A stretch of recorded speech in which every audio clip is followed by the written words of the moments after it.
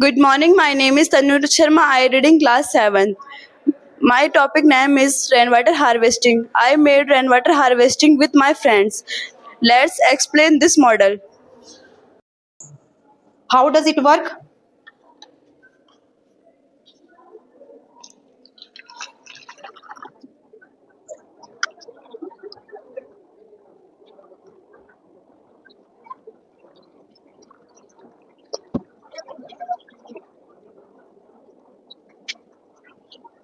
Do you want to give message through this project?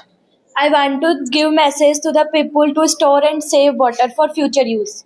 Why are you choose this topic?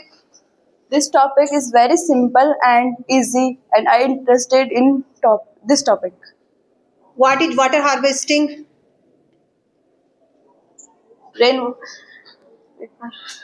Materials were used in this model. We use cardboard, colorful sheet, boxes, straws, or etc. Okay. What Rainwater harvesting can be used for watering plants and washing vehicles. It is a community driving initiative that promotes water conservation. It is a sustainable and eco-friendly way to manage water resources. what is the aim of your project? Collection and store of rainwater for future use.